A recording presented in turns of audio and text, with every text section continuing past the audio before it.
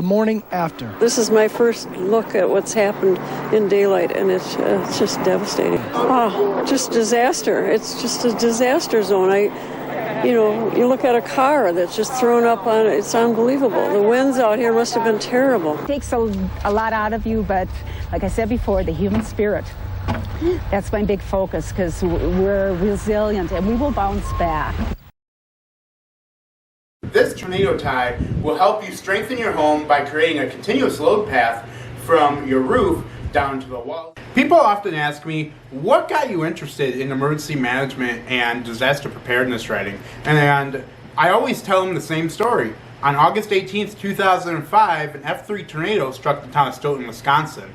I was in that town during that event, and that event killed one person, and that one death should have been mitigatable. But unfortunately for Harold, the man who passed away in that tornadic event, passed away when he was trying to get down to his basement to take cover from the tornado, and bricks above him fell down. He did not have enough warning time to be able to get to shelter effectively before the tornado came and hit his house. It is for that reason alone that I have always had a passion for disaster preparedness writing and emergency management. In this short video, I will discuss how once a fear became a passion of mine and how it has positively affected multiple people over the past few years. So, thank you very much for watching, and I hope you enjoy. I still remember the morning of August 18th, 2005. It felt like a typical severe weather day. Very hot and muggy. There was not a cloud in the sky, which helped the atmosphere become very unstable.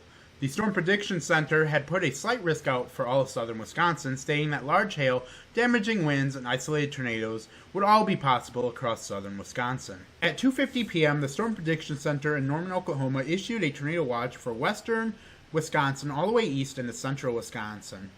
This was because shear profiles were showing the potential for supercells near the warm front.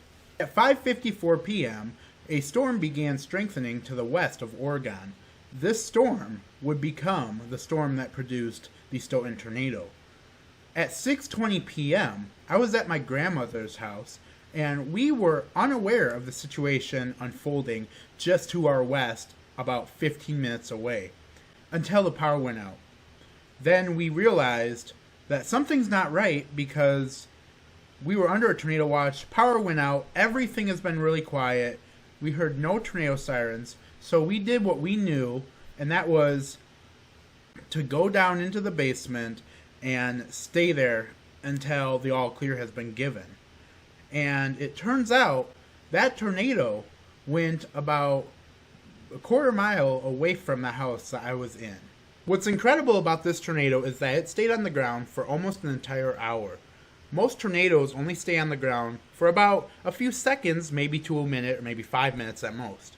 So, on top of that, it also produced F3 tornado damage to a small subdivision outside of Stoughton called Greenbrier Estate, just 1 mile to the north of Stoughton. This tornado killed one person, as I explained earlier, and it injured 24 people and caused $42 million in damage.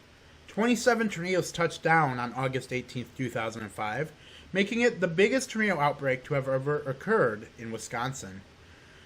The people of Greenbrier Estates and Stoughton had very little time to get to shelter because of the lack of information out there. The National Weather Service did a wonderful job. However, that information was not relayed to everyone in the correct way. On June 21st, 2015, I chased my first storm in southern Wisconsin. I did this because I absolutely loved severe weather as a result of August 18, 2005. 2 years later, on May 16, 2017, a tornado struck Elk City, Oklahoma. I was chasing that tornado, and that unfortunately killed somebody as well. I realized to myself that something needs to be done about disaster preparedness, and it really needs to be pushed, and somebody needs to advocate for it. That somebody would be me. Since 2017, I have been advocating for severe weather preparedness, and since 2020, I have been writing preparedness articles on the subject. These articles have been extremely well received, not just by people in my local community, but all over the world. In May of 2021, I graduated Rose State College majoring in emergency management and a certificate in emergency planning and preparedness, and I currently volunteer with the Tillman County Emergency Management Agency.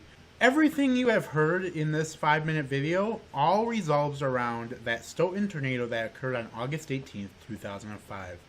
There has been a lot of good that came out of such a tragic event, and I am thankful that I am in the position I am in to be able to push severe weather preparedness, and I am thankful that I am a NOAA Weather Ready Nation ambassador and also a part of the FEMA Resilient Nation Partnership Network. I want to thank you for watching this video, and I hope you learned something new about why I do what I do, as well as I hope you learned something new about the Stoughton tornado. Thank you again, guys, for watching.